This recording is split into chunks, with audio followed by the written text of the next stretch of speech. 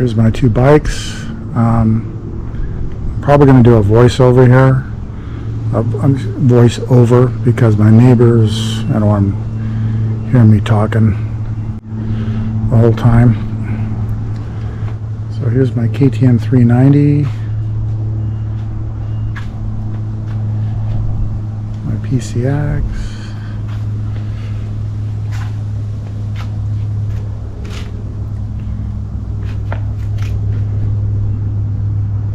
This is my backyard.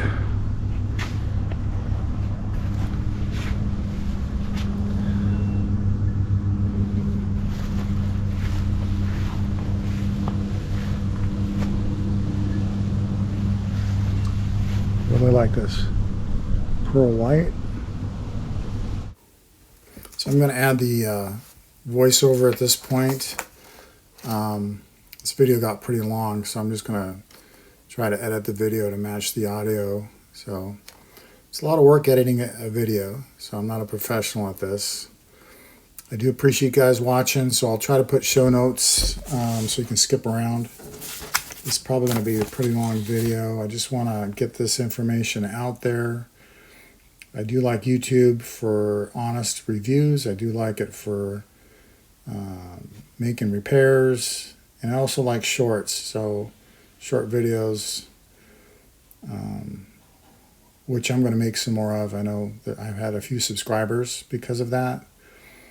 So, but in this case, I need to do a public service announcement really about what you should get, or what I got. So hopefully it'll help you make a better decision out of the MSF course. So let me tell you a little bit about myself. I'm older, 57. I'm heavier. I'm about 240 plus gear, and then add gear to that. And I've always thought motorcycles were unsafe.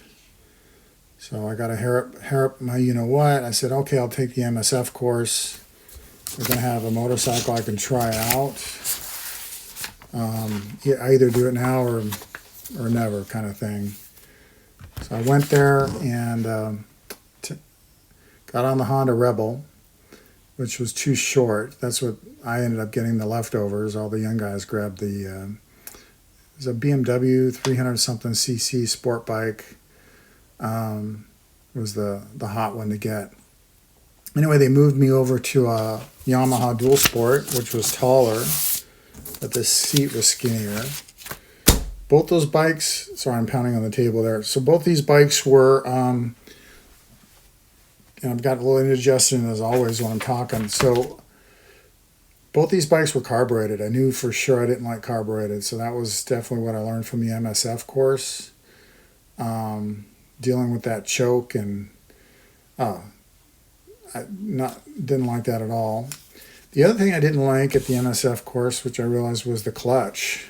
Even though I got a compliment from the instructor, my clutch ability, I used to drive a stick shift for 8 years doing deliveries and stuff in traffic in Los Angeles. But this clutch system on a motorcycle is a linear clutch, so you can't really pick and choose your gear as easily. You have to go up and down through the gears to do that. And if you miss a gear, your bike, it gets real jerky, and or it will stall. So stalling in the middle of traffic, I'll show a video of that. It's not fun, and it's dangerous. So even though I've gotten better with the clutch, I've had this bike about 6 or 7 months now. Maybe I'm just a wimp. Maybe I'm just an old dog. Can't learn new tricks. So, take that. Like I said, I'm 57, so definitely consider that. This is my opinion. But definitely if you're younger and you're going to make a career out of motorcycles, definitely you need to learn the clutch. This is just a hobby for me. So with that said, I went ahead and got the scooter first. And I would recommend everybody that leaves the MSF get on a scooter because it's easier to ride. You don't have to use the clutch.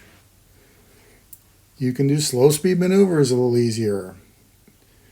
You can drag the rear brake and it'll compensate for any, on both motorcycles and scooters, you can drag the rear brake. So, and then getting into traffic, the scooter's better. Learning how to deal with traffic and how to be safe in traffic, I think the scooter's a better option. The clutch and the rear brake and all that stuff, it takes, both hands, both feet. On a scooter, the rear brake is with your left hand. You can see your left hand. It's just a much easier motorcycle / scooter to drive and ride. So the problem though is you can't just go out and buy a scooter and then go buy something else and then go buy something else. So if you're going to get into the clutches, you may want to get something smaller than this KTM. It is pretty heavy regardless of the reviews. If you're brand new, it's kind of heavy, especially if you compare it to the scooter. Scooter's lower in weight, lower in center of gravity, lower in height, so you can put your feet down. I have had to dab on my feet a couple times on the scooter. Don't recommend it. I mean, you shouldn't have to be putting your foot down when you're trying to do low speeds, but it can happen. I've had to do it a couple times when I got the motorcycle as well. I can flat foot this motorcycle. So I have a 32-inch inseam. I'm 6'2", so my torso is a little bit longer than most people at my height. So that's also a consideration. I can flat foot the motorcycle as well, in part because of my weight. I can, when I'm pushing down on the suspension. So the scooter though has issues. So we'll talk about that. That's the first thing I bought, obviously. But I'll go over the benefits real quick. It's automatic. Like I talked about, it's not just automatic, it's got a CVT. CVT is great because it's very linear. It's not jerky so much. I mean, it can be jerky, I guess, if you're playing around right at the sweet spot with the throttle. It's harder to whiskey throttle. You can still whiskey throttle. So I do put 2 fingers on the front brake and 2 on the throttle. That kind of helps keep you or keep me from whiskey throttling.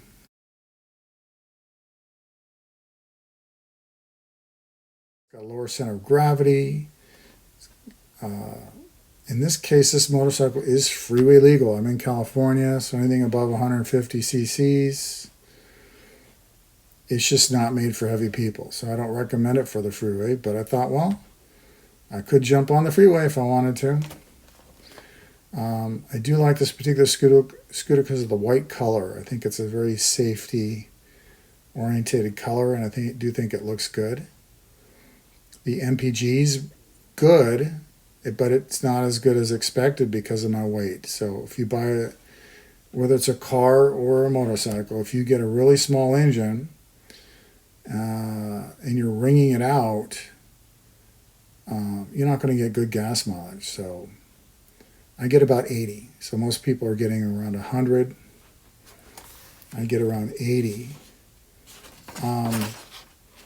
And then the advantages on the KTM, and it's why I bought it, was to take every disadvantage of the scooter and buy something that had a little bit of an advantage in all those aspects. And the motorcycle definitely has more power. So I can get on the freeway with the motorcycle. I will say if I'm above 80, there's not really any passing power. So I stay out of the fast lane. Freeway local to me is 75 miles an hour. So I tend to stay in the slower lane and then move over as needed. It does have a quick shifter, so I thought that might compensate for some of my attraction to having an automatic bike. But the quick shifter is no replacement for automatic. You can't really use it in first or second gear even. You can. The clip I'm going to show you where I stall, that was me practicing going into second. And when you have the quick shifter enabled, the sensitivity of the upshift is really high. So you can accidentally shift up into, I did a false neutral and didn't realize it. And then I went ahead and shifted up into second, which stalled. So I'm going to keep that quick shifter disabled for a while. It's kind of nice in the twisties, going between third, fourth, and fifth, and then back down again. Upshifting is definitely easier than downshifting. Does have the off-road option, which the scooter didn't have. I'm kind of nervous about off-road because I don't have friends that can help me out if something goes wrong. So if I get a flat tire, these are tubed. That's a big issue. I didn't know it was tubed when I bought it. At the first dealer I looked at, they said it was tubeless on their website. If you Googled it at the time, it said tubeless on some of the Google searches. So they are tubed. That's a huge deal. A lot of my storage has tubes and sealants and stuff to help out if I have a tube. But let's say the motorcycle breaks down off-road. Who's going to help me? I know they got these emergency radio deals going on, but I'm not calling emergency services. Basically what would happen is I'd leave the bike and walk out. I don't know who would help me. Find some tow service or something that can grab the bike. Anyway, it's just complicated. I just haven't tried it yet. So maybe I will. This motorcycle has more safety options. It has the disc on the rear brake. It has ABS on the rear brake. It has cornering ABS. In addition to more power, which is kind of a safety issue as well. But I will say the brakes are better on the KTM, but not by much because the scooter is lighter. The drum brake on the back of the scooter is not a huge deal. You don't need a very powerful rear brake anyway. When you're doing emergency braking, you'll just skid out the rear tire anyway. Does have ABS in the front on my scooter.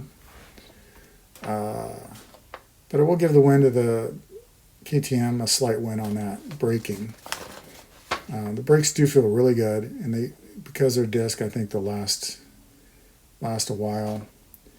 I am impressed with the MPG, so I'm not impressed with it so much on the scooter, but to get 60 miles per gallon US gallons on the KTM is it's pretty good. I think it's worth it, even though I have to put premium in the motorcycle. I end up putting premium in both, but my understanding is you can put regular in the scooter. So I'm just doing this for hobby. I wouldn't worry too much about MPGs. Like I said, I was originally going to get the scooter and just drive surface streets and go all over the world. I'm exaggerating a little bit, but I kind of felt like I could go anywhere. The problem with the scooter is, I've got sit bone issues, I've got lower back issues. The suspension on the scooter is soft, which is nice until you go over a bump. So to take back roads where I'm at, instead of the freeway, it takes you 1.5 times longer, maybe 2 times longer to get to whatever. If I'm trying to get out of town, it takes a toll on your body. So I'm getting old. So that option was not reality. So then I decided, in part, my reason for this motorcycle was I could jump on the freeway, get out of town, and then get off the freeway kind of thing. Except for these tubes. I have to figure out what to do with that because I'm real nervous about longer trips. The storage option on the scooter sounds good, and it kind of is good out of the box. It's got some pretty good underseat storage. And then the YouTube videos I was watching, a lot of people in the Philippines had these big boxes on the back, on the tail. But the reality is the capacity of the tail on the scooters is somewhere around 10 pounds. Don't quote me on that, but I'm pretty sure. And that includes the box.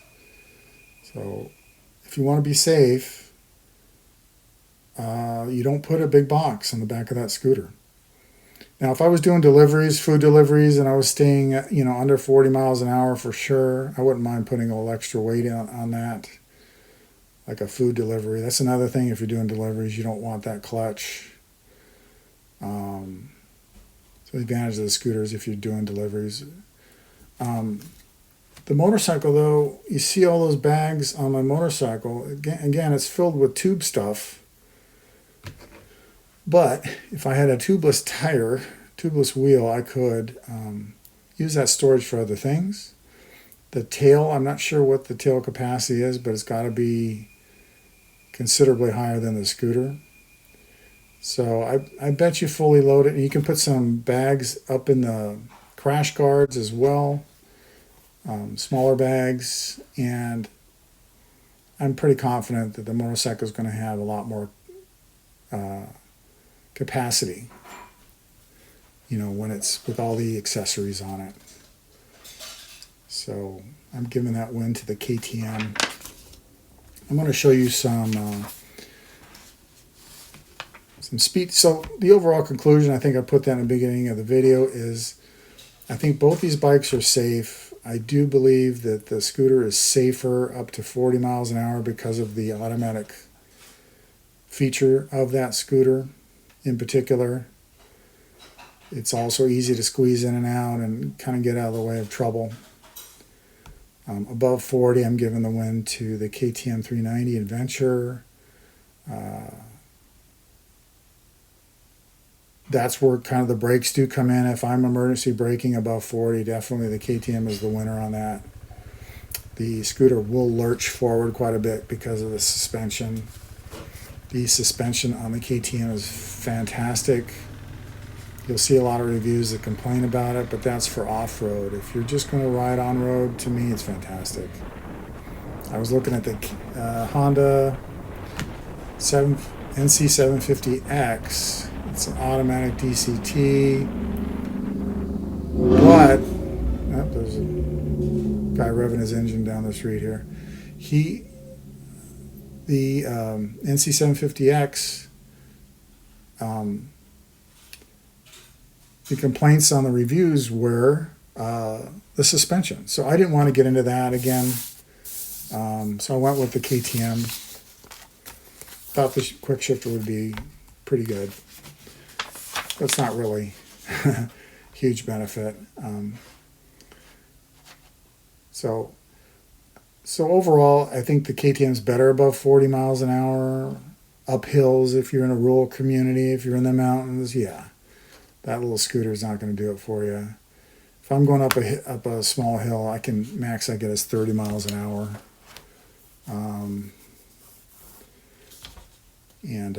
When you're coming downhill, the scooter does have, I want to just give a number here, like a 60%, 50% engine braking. But if you're on a steep mountain road, you might want to have more engine braking. That's where the gear and clutch system will give you more engine braking. So if I lived in the mountains, I live in Marietta, California, so Big Bear is not too far from me. So if I lived in Big Bear coming down, there's another place, Idlewild. Yeah, if I had to come down to the city at least once a week, yeah, I wouldn't get the scooter. Now, I did finally decide I may keep the scooter if I can't sell it, but I'm definitely considering getting a bigger scooter, even though the seating position is not the best. I really love the automatic feature of the scooter. So this is going to be kind of my conclusion here. I'm going to insert some videos of some speed runs. I will say the scooter's pretty quick off the line because you don't have the gears.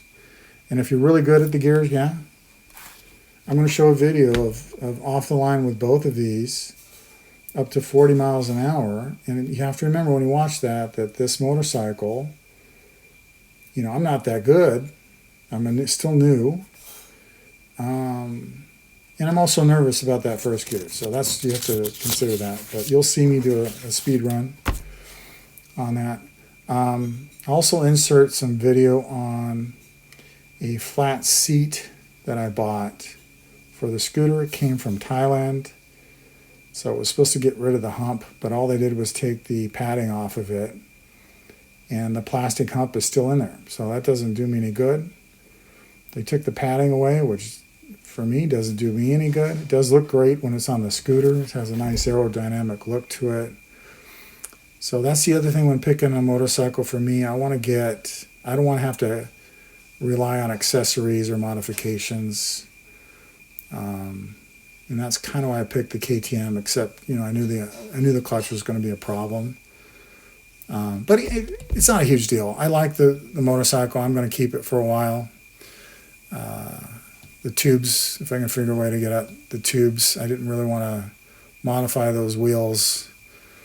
I might go ahead and buy some tubeless wheels for it, because if you modify it with tape and stuff, sometimes that doesn't hold. I think it was ADV Matt. He finally gave up on his, making his wheels tubeless. So it can kind of make things worse. So anyway, I hope this helps you make a decision on these two bikes. If you haven't seen it, I'll insert me sitting on both. You can see my leg room. I'm on it. So if you have the same kind of dimensions of me or measurements of me, it may help you make a decision on that. And like I said earlier, both these bikes I think are safe. I think you should have ABS on whatever bike you get. I do like the cornering ABS. I wish I was even considering a Honda Goldwing.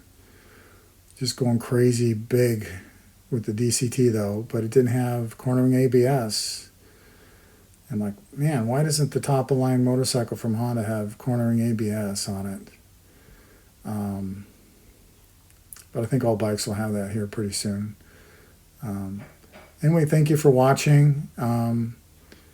And like I said, this is a long video. Sorry about that, but it's a PSA for people on this one. And thank you. Take it easy. Bye-bye.